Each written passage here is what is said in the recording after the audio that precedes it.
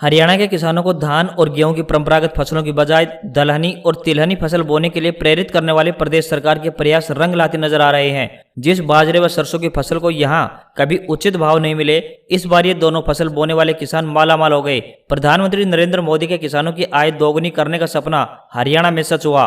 पिछले साल दिसंबर में बाजरा उत्पादक किसानों को जहां अपनी फसल की उम्मीद से कहीं अधिक दाम मिले, तो वहीं इस बार सरसों के बढ़े रेट ने किसानों को जेब भारी कर दिया है। सूरजमुखी की फसल अभी बाजार में आई भी नहीं, मगर खुले बाजार में अभी से उसके दाम बढ़ते नजर आ रहे हैं। केंद्र सरकार के 3 कृषि कानूनों में फसलों के न्यूनतम समर्थन मूल्य यानी एमएसपी तय किए जाने की प्रावधान है। यदि किसी किसान को खुले बाजार में अपनी फसल के दाम अधिक मिलते हैं तो वह उसे निजी खरीदारों को बेच सकता है। यदि खुले बाजार में दाम उचित नहीं मिलते या सरकार द्वारा निर्धारित दामों से कम मिलते हैं तो सरकार प्रत्येक किसान की फसल का एक एक दाना एमएसपी पर खरीदेगी। सरसों और बाजरा ये दोनों फसलें दक्षिण हरियाणा के 8 जिलों में होती हैं। हरियाणा के करीब 1 दर्जन जिले राजस्थान और पंजाब की सीमा से सटे हुए हैं। पिछले साल सरकार ने बाजरे का न्यूनतम समर्थन मूल्य 2150 रुपए क्विंटल निर्धारित किया था। उस समय बाजरा राजस्थान और पंजाब में बुरी तरह से पिट रहा था। वहां के किसानों को 1200 से 1350 रुपए प्रति क्विंटल अपना बाजरा निपटाना पड़ा। हरियाणा में भी प्राइवेट सेक्टर में 1200 से 1500 रुपए प्रति क्विंटल बाजरे की मांग की गई,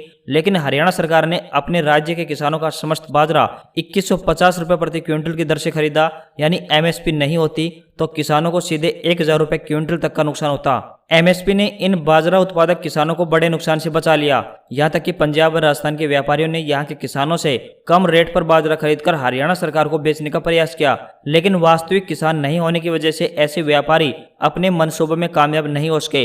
अब सरकार इस बाजरा की फूड प्रोसेसिंग के मल्टी कनेक्शन कंपनियों के साथ व्यापारिक समझौते करने में लगी है। ये कंपनियां हरियाणा सरकार से यह बाजरा खरीदेंगी और उसके बिस्किट बनाकर या मिक्सचर नमकीन में इस्तेमाल से बाजार में उतारेंगी। जाहिर है ऐसा करने पर बाजरा उत्पादक किसानों का भविष्य पहले से ज्यादा सुरक्षित हो जाएगा। अब बात करते हैं सरसों की। हरियाणा सरकार ने इस साल करीब 7.5 लाख मीट्रिक टन सरसों खरीदने का लक्ष्य निर्धारित किया था। न्यूनतम समर्थन मूल्य रखा गया था 4650 रुपए प्रति क्विंटल।